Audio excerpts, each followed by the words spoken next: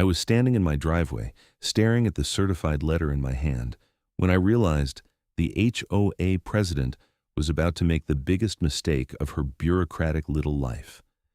The letter stated that I had exactly 72 hours to remove the solar panels I'd just installed on my roof or face daily fines of $250. My name is Zachary Ashford, and I'd just spent $28,000 on a state-of-the-art solar energy system for my home in Gilbert, Arizona, only to have some power-hungry neighborhood busybody tell me it violated the community's aesthetic guidelines. The installation had taken 3 days. I'd watched the crew from Sunburst Solar Solutions mount each panel with precision, explaining how the system would cut my electricity bills by nearly 80%. Living in Arizona meant brutal summers and air conditioning costs that could bankrupt a small nation. These panels were an investment in my future, a way to be environmentally responsible, and a practical solution to rising energy costs. I'd done my research, obtained all the necessary permits from the city, and everything was completely legal. But apparently, that didn't matter to Patricia Kensington, the 52-year-old president of the Sunset Ridge Homeowners Association.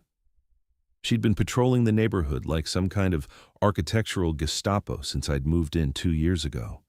I'd already received warnings about my mailbox being the wrong shade of beige, my grass being a 1/4 inch too tall, and parking my truck in my own driveway instead of the garage.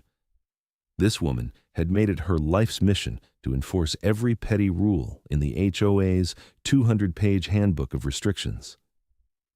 I pulled out my phone and called my attorney, Marcus Chen, who I'd worked with when buying the house. He answered on the 3rd ring. "Zachary, what's going on?" "The HOA is trying to make me remove my solar panels. They're threatening fines." There was a pause. "Did you get all the proper permits from the city?" "Every single one. The installation is completely legal and up to code." "And the HOA is citing what exactly?" I looked at the letter again. Section 12, Paragraph 4 of the Community Bylaws. It says any exterior modifications must be approved by the Architectural Review Committee and that visible rooftop installations are prohibited to maintain aesthetic uniformity. Marcus made a thoughtful sound. "Zachary, I'm going to ask you something. Are you aware of Arizona Revised Statute Section 33-1816? "No. What is it?" "It's a state law that specifically prohibits HOAs from banning solar panels. It was passed in 2009 and has been strengthened several times since then. The law explicitly states that no planned community may prohibit the installation of solar energy devices, and any provision in CC and RS or bylaws that does so is void and unenforceable." I felt a surge of vindication. So they can't actually make me remove them? Not only can they not make you remove them, but if they try to fine you or take any punitive action, they're violating state law. I'd suggest sending them a formal response citing the statute. If they continue, you might have grounds for legal action against the HOA. Can you draft that letter for me? I'll have it ready by tomorrow morning. In the meantime, don't remove anything, and document every interaction you have with the HOA. I thanked him and hung up, feeling slightly better but still furious. How could an HOA be so ignorant of state law? How many other homeowners had they bullied into compliance over the years, people who didn't know their rights or couldn't afford to fight back? The next morning, I received another letter, this one hand-delivered by Patricia herself. She was standing on my porch at 7:45 in the morning, dressed in a cream-colored pantsuit that probably cost more than my monthly mortgage payment. Her blonde hair was styled in that aggressive soccer mom cut that screamed, "I'd like to speak to the manager," and she wore enough pearl jewelry to stock a small boutique. "Mr. Ashford, I trust you received our notice regarding the unauthorized installation on your property." I held up the letter I'd printed out from Marcus. "I did, and I have a response for you. This letter explains that Arizona state law, specifically ARS Section 33-1816, prohibits homeowners associations from banning solar energy devices. Your bylaws are superseded by state law and are therefore unenforceable." Patricia's face went through several interesting color changes, settling on an unattractive shade of red. "Our bylaws have been in place for 15 years, Every homeowner signed an agreement acknowledging them when they purchased their property. And state law has been in place since 2009. I'm not removing my solar panels, Mrs. Kensington. They're legal, properly permitted, and protected by statute. We'll see about that. The HOA board meets tomorrow evening. I suggest you attend and plead your case. There's no case to plead. I'm within my legal rights. She turned on her designer heels and marched back to her black Mercedes SUV, which was, of course, parked in a way that blocked half my driveway. I watched her drive away and felt a headache forming behind my eyes. That evening, my neighbor from across the street, David Chen, walked over while I was checking my mail. David was a software engineer who worked from home, and we'd become friendly over the past 2 years. He was around 35, perpetually wore T-shirts with obscure programming jokes, and had the kind of easygoing personality that made him easy to talk to. "Hey, Zachary, I heard Patricia paid you a visit this morning. She seemed pretty worked up when she left." "She's trying to make me remove my solar panels." David's eyes widened. "The ones you just installed? Those look great, man. I've been thinking about getting some myself." "Well, apparently they violate the HOA's aesthetic guidelines.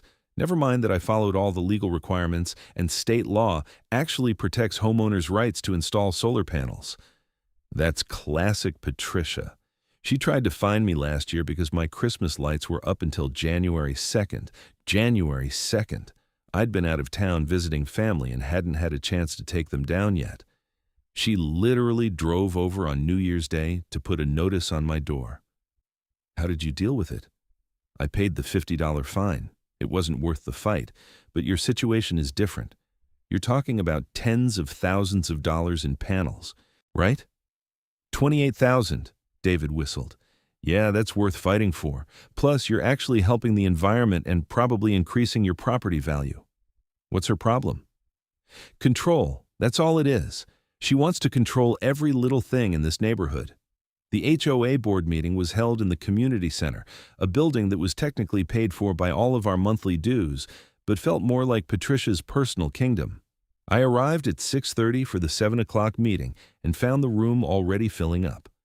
I was surprised to see at least 20 other homeowners there, including David, who gave me a supportive nod when I walked in. Patricia sat at a long table at the front of the room with 4 other board members.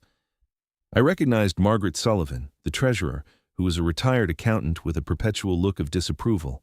There was also Richard Holloway, the vice president, who seemed to exist primarily to agree with whatever Patricia said. The other 2 board members were newer, and I didn't know them well.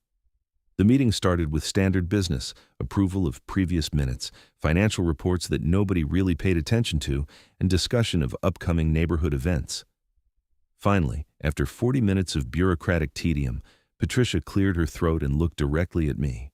"We have a matter of significant concern regarding Mr. Zachary Ashford's property at 2147 West Saguaro Drive.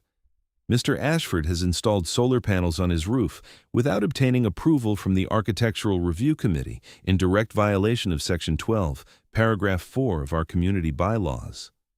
I raised my hand. "I'd like to address the board." Patricia looked like she'd rather eat glass, but she nodded stiffly. "You may speak." I stood up, feeling the eyes of everyone in the room on me. "I want to clarify that I did obtain all necessary permits from the city of Gilbert before installing my solar panels.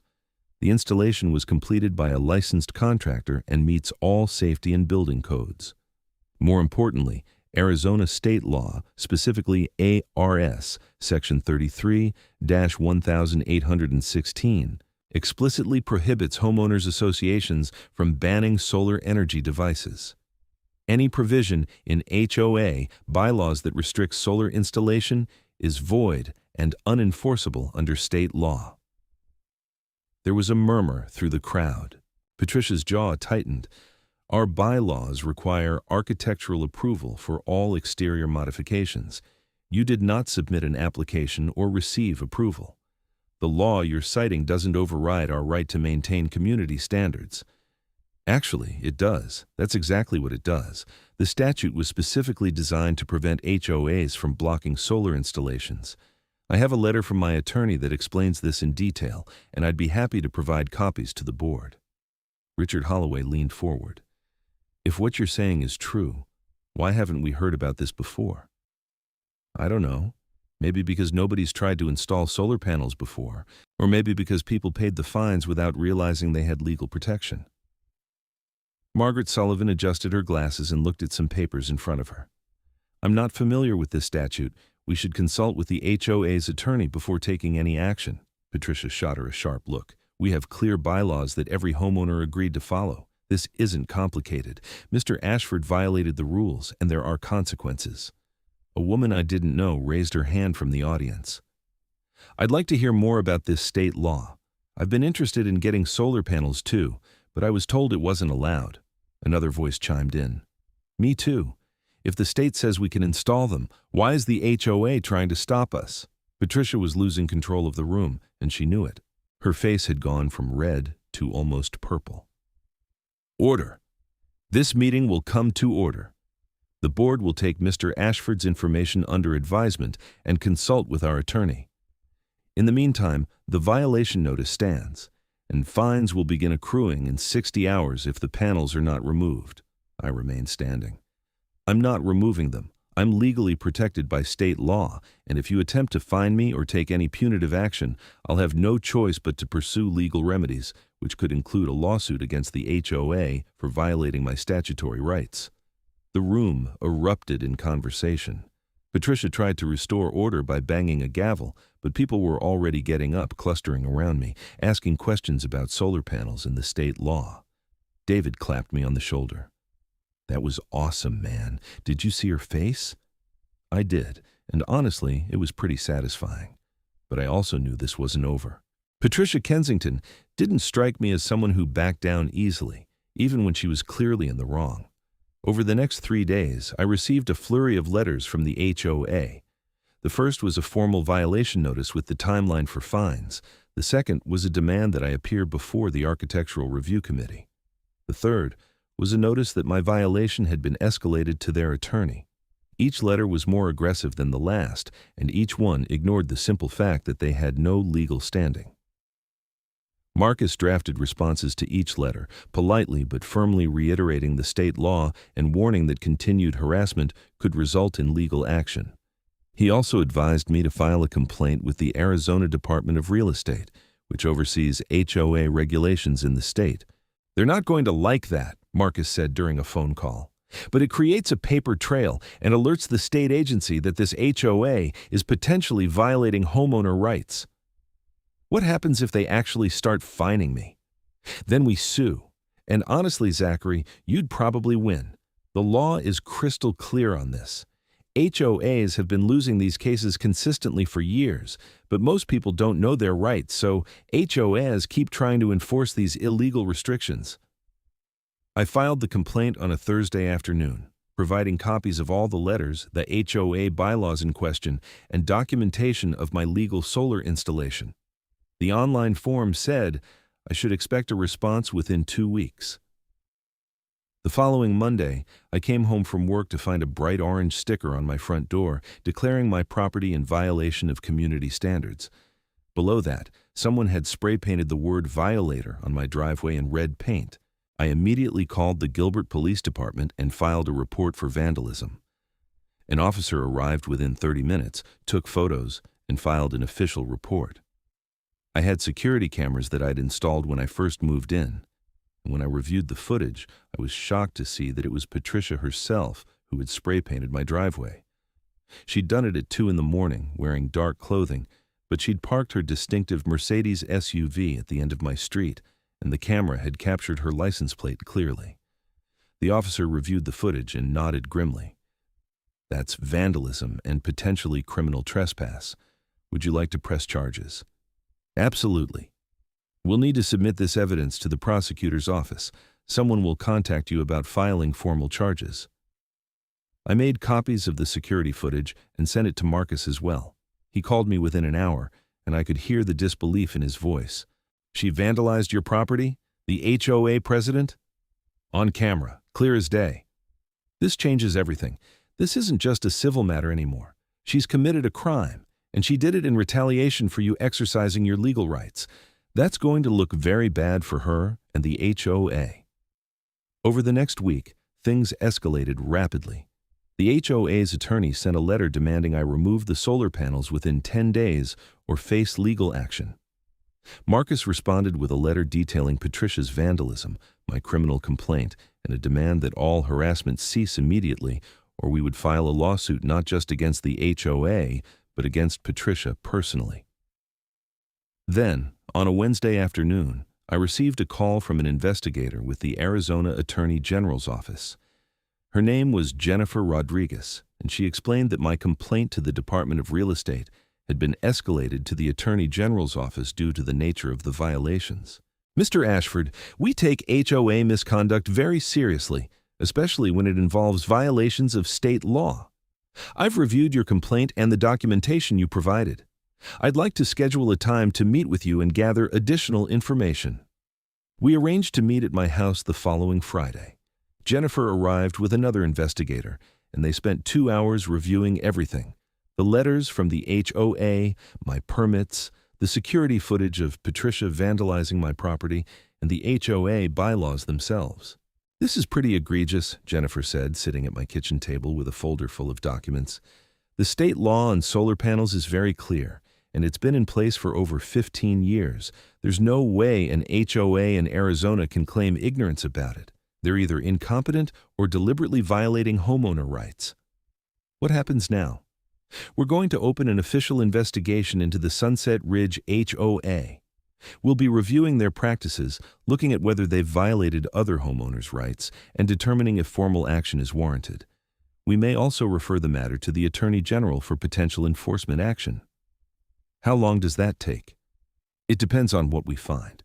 But I can tell you this, once we notify the HOA that they're under investigation, they typically become a lot more cooperative. Nobody wants the Attorney General's office breathing down their neck. The Gilbert Police Department moved forward with charges against Patricia for criminal damage and trespassing. She was arrested on a Tuesday morning, and the news spread through the neighborhood like wildfire. David called me within minutes. Did you hear? Patricia got arrested. There are cop cars at her house right now. I'd been expecting it, but it was still surreal. The woman who'd spent years terrorizing homeowners over minor violations had actually committed a crime and was now facing consequences. The HOA board held an emergency meeting 3 days later. Patricia had been released on bond, but the board had suspended her from her position as president pending the outcome of the criminal case. Richard Holloway had assumed temporary leadership, and he looked absolutely terrified during the meeting. We want to address the recent events, he began, his voice shaking slightly. The board has been made aware that our bylaws regarding solar panel installations may conflict with state law. We've consulted with our attorney, who has confirmed that Arizona Revised Statute Section 33-1816 does indeed prohibit HOAs from banning solar energy devices. There was a long pause. I waited for the other shoe to drop. Therefore, effective immediately, the HOA withdraws all violation notices against Mr. Zachary Ashford. We acknowledge that his solar installation is legal and protected by state law. We apologize for any inconvenience this matter has caused. It wasn't exactly a ringing apology, but it was something. Several homeowners in the audience started asking questions about installing their own solar panels, and Richard looked increasingly overwhelmed. After the meeting, Margaret Sullivan approached me privately. She looked uncomfortable but determined. Mr. Ashford, I want to apologize personally. I should have researched the state law before supporting Patricia's actions. As treasurer, I'm responsible for protecting the HOA's financial interests, and pursuing an unwinnable legal fight was not fiscally responsible. I've also been reviewing our records, and I'm concerned about some of the fines we've collected over the years. If we've been enforcing bylaws that violate state law in other areas, we could have serious liability. Have you found other violations? Possibly.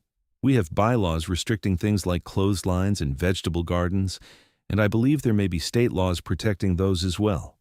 I'm going to recommend a comprehensive review of all our bylaws to ensure we're in compliance with state law. It was the first sensible thing I'd heard from anyone on the HOA board in months. The Attorney General's investigation moved forward over the next several weeks. Jennifer Rodriguez contacted me regularly with updates. They'd interviewed multiple homeowners and discovered a pattern of the HOA enforcing bylaws that violated state law. Several homeowners had paid fines for things that were legally protected, including one family who'd been forced to remove a vegetable garden despite state law protecting food cultivation.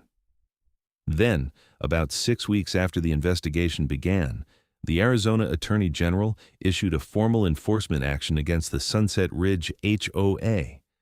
The action included several key provisions. The HOA was required to revise all bylaws to comply with state law, refund any fines collected for violations of state-protected rights, implement training for board members on legal compliance, and submit to annual audits for the next 3 years. The enforcement action was public record, and it made local news. A reporter from the Arizona Republic called and asked to interview me. The resulting article, titled HOA Learns Hard Lesson About Solar Rights, detailed my experience and highlighted the broader issue of HOAs violating state law. After the article published, I received calls and emails from homeowners across Arizona sharing their own HOA horror stories.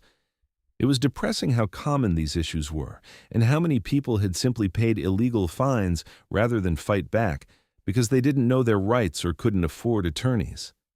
Patricia's criminal case proceeded through the court system. Marcus recommended I attend the hearings, both to ensure the prosecutor took it seriously and to show that I wasn't going to let it drop. Patricia had hired an expensive attorney who tried to negotiate a plea deal, but the prosecutor, a no-nonsense woman named Diane Foster, wasn't interested in going easy on someone who'd committed a crime while in a position of authority. "You were the HOA president," Diane said during one hearing I attended. "You had a responsibility to follow the law, not break it because you didn't get your way. This wasn't a momentary lapse in judgment.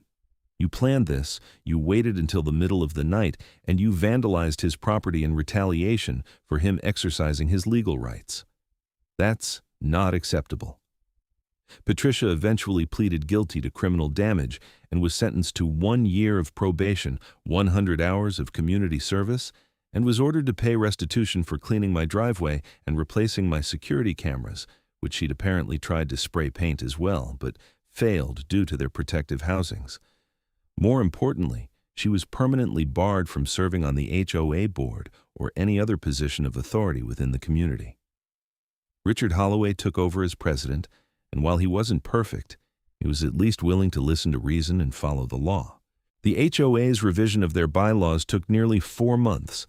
They hired a law firm that specialized in HOA governance to review every single provision and ensure compliance with state law. The revised bylaws were dramatically shorter and removed dozens of petty restrictions that had been used to harass homeowners over the years. During this process, the HOA also refunded over $40,000 in fines that had been collected for violations of state-protected rights.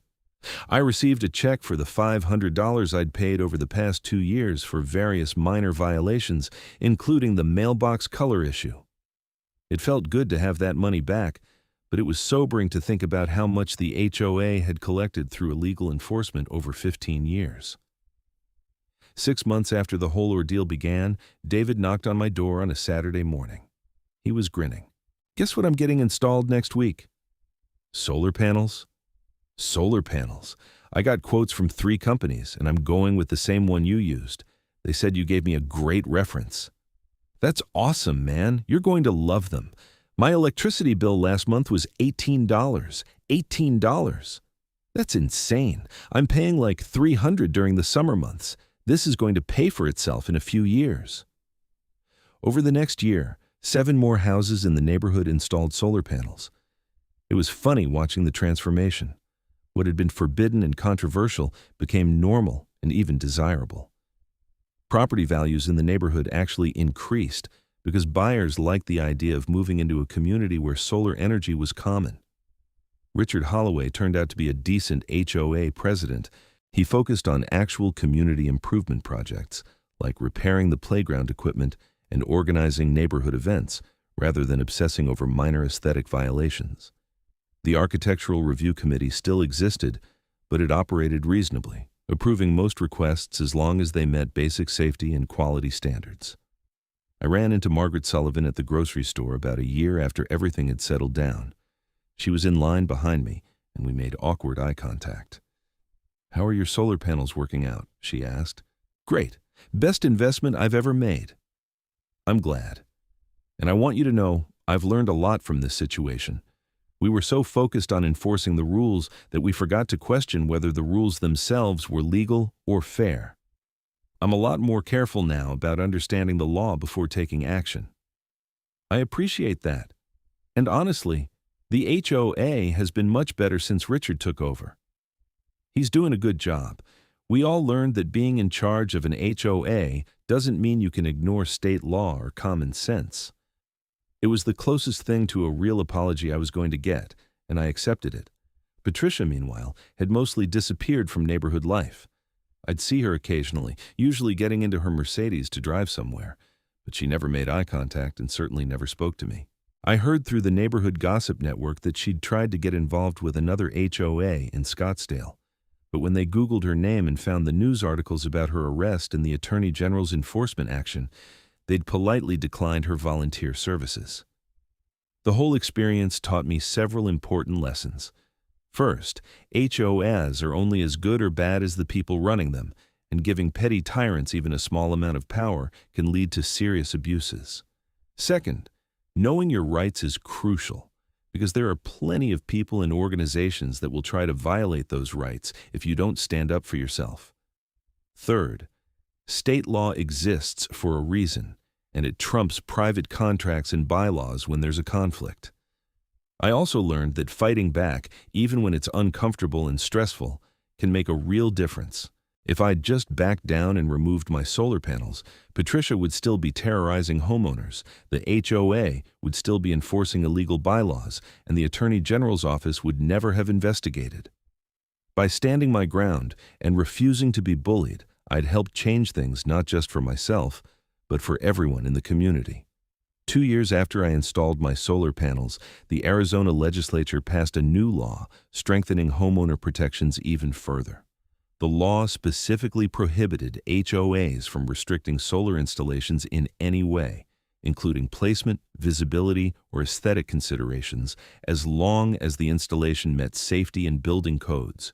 It also included provisions for homeowners to recover attorney fees if they had to sue an HOA to enforce their solar rights.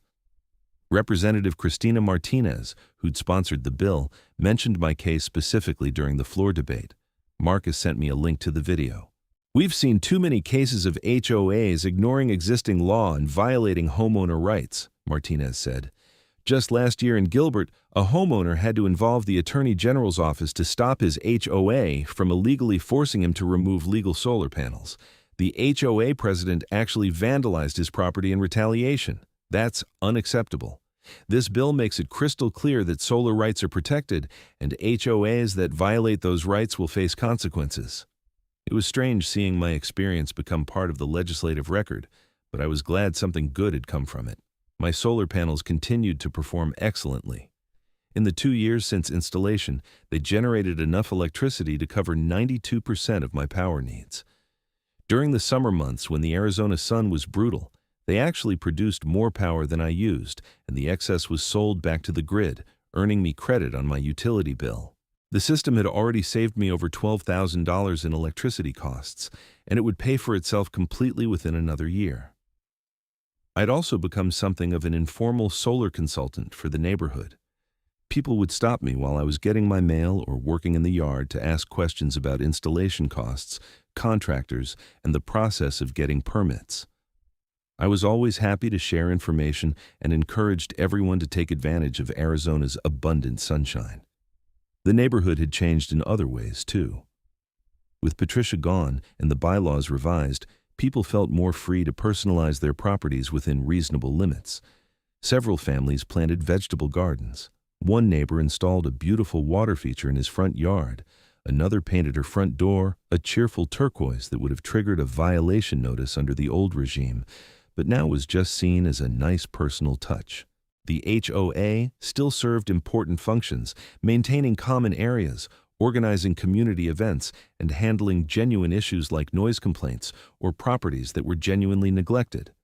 But it no longer felt like a oppressive force that existed to micromanage every aspect of our lives. I stayed in touch with Jennifer Rodriguez from the Attorney General's office. She told me that my case had inspired the office to proactively investigate other HOAs across Arizona for similar violations. They'd found numerous instances of HOAs enforcing illegal restrictions and had issued several more enforcement actions. Your willingness to stand up and fight made a real difference, Jennifer told me during a follow-up call. A lot of people just pay the fine or comply with illegal demands because they don't want the hassle. But every time someone does that, it encourages HOAs to keep violating the law. You didn't do that, and as a result, we were able to take action that protected not just you, but thousands of other homeowners. Marcus Chen and I remained in contact as well. He'd used the experience to develop expertise in HOA law and now regularly represented homeowners in disputes with their associations. He told me he'd won several cases by simply citing state law and threatening to involve the Attorney General's office. Vite, the threat of state investigation is incredibly effective, he explained. Most HOAs will back down immediately once they realize they could face the kind of scrutiny your HOA did. Nobody wants that kind of publicity or legal exposure. 3 years after the initial conflict, I was elected to the HOA board. I'd never intended to get involved in HOA politics, but several neighbors had encouraged me to run, arguing that the board needed people who understood homeowner rights and wouldn't abuse their authority. I agreed to run on one condition. I wouldn't serve as president. I'd seen what that position had done to Patricia, how it had turned her into a petty dictator, and I had no interest in that kind of power or responsibility. Instead, I served as the board member responsible for architectural review. It was the perfect position for me because I could ensure that the committee operated fairly and legally. I approved every solar panel installation that came before the committee, along with most other reasonable requests. I denied a few applications, but only when there were legitimate safety concerns or when the proposal would genuinely harm property values, like one homeowner who wanted to convert his front yard into a junkyard for old cars. Serving on the board gave me a new appreciation for the complexity of running an HOA, but it also confirmed my belief that the job could be done reasonably and legally without resorting to petty tyranny. It required common sense, respect for homeowners' rights, and a willingness to prioritize the community's genuine interests over personal power trips.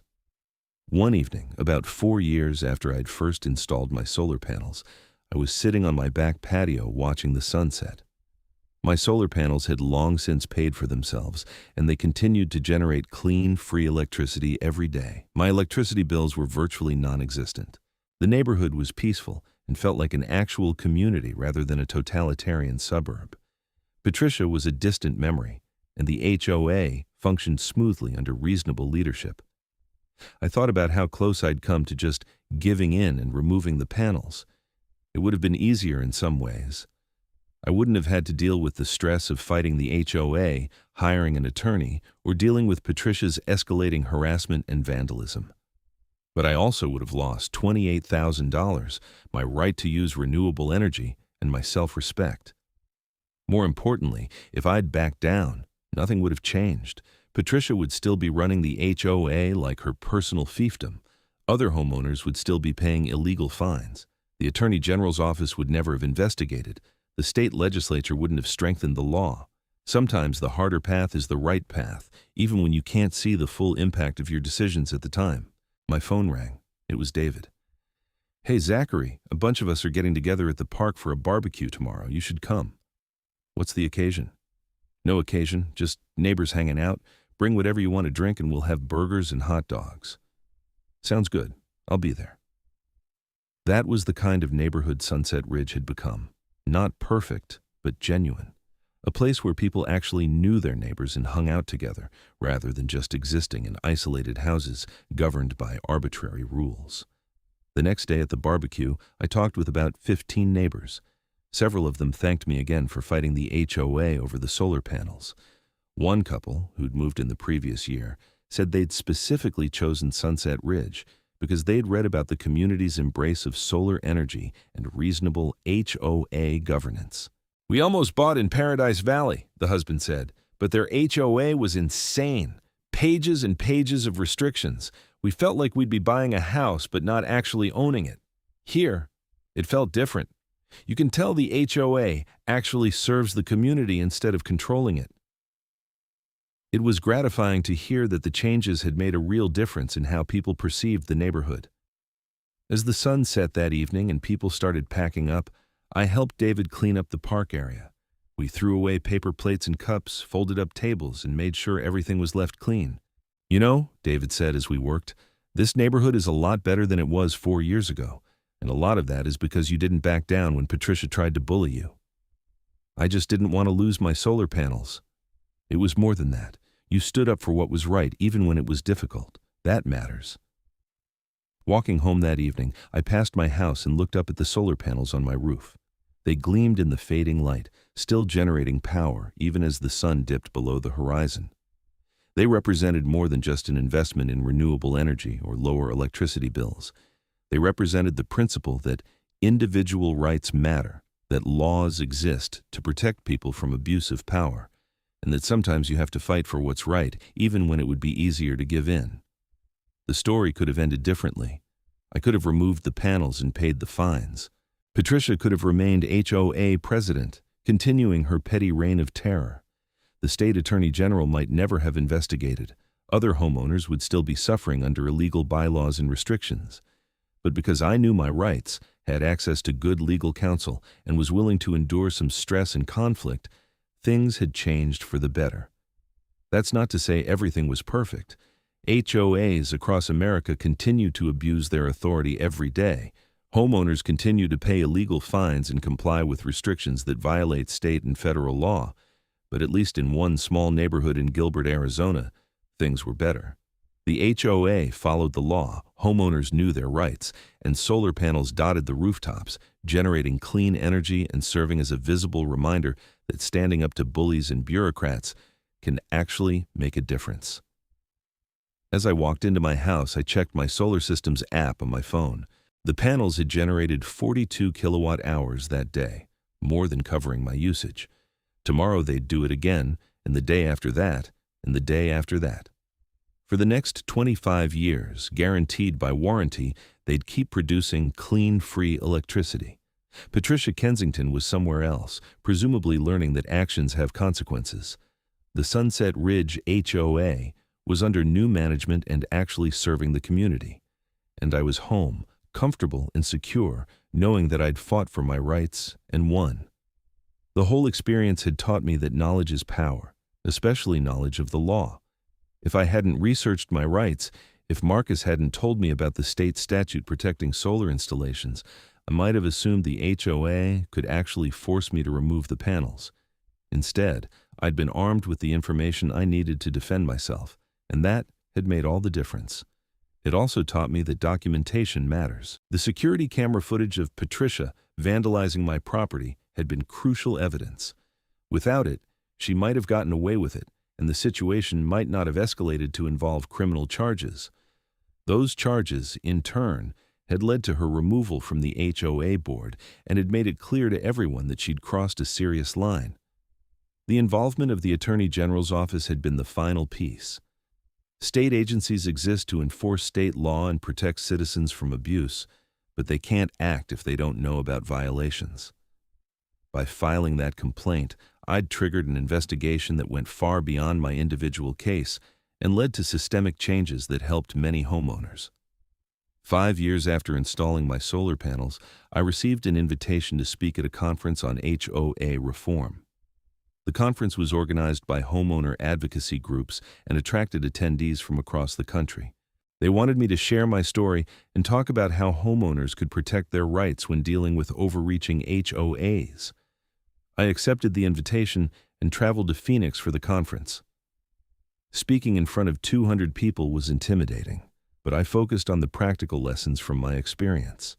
Know your state laws, document everything, don't be afraid to involve state agencies, and get good legal counsel early. During the question and answer session, a woman raised her hand.